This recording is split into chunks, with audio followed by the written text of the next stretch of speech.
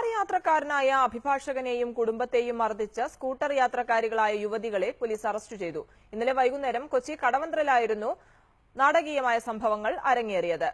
അഭിഭാഷകൻ യാത്ര ചെയ്ത കാർ പെട്ടെന്ന് ബ്രേക്കിട്ടതായിരുന്നു സ്കൂട്ടർ യാത്രികരായ അജിത, ശ്രീല, സാന്ദ്ര എന്നിവരെ പ്രകോപിപ്പിച്ചത്. കൊച്ചി കത്രിക്കടവ് പമ്പ് ജംഗ്ഷനിൽ ഇന്നലെ വൈകിട്ടായിരുന്നു സംഭവം.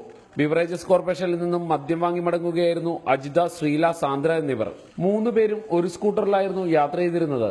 ഇവർ യാത്ര ചെയ്തിരുന്ന സ്കൂട്ടറിന് മുന്നിൽ പോയ കാർ ഓട്ടോറിക്ഷ കുറുകെ വന്നതോടെ പെട്ടെന്ന് ബ്രേക്ക് ഇട്ടു.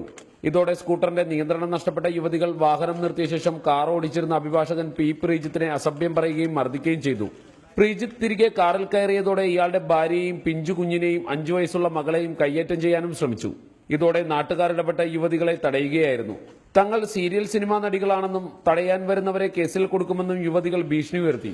അപ്പോഴേക്കും കടവന്ത്ര പോലീസ് എത്തി യുവതികളെ കസ്റ്റഡിയിലെടുക്കുകയായിരുന്നു.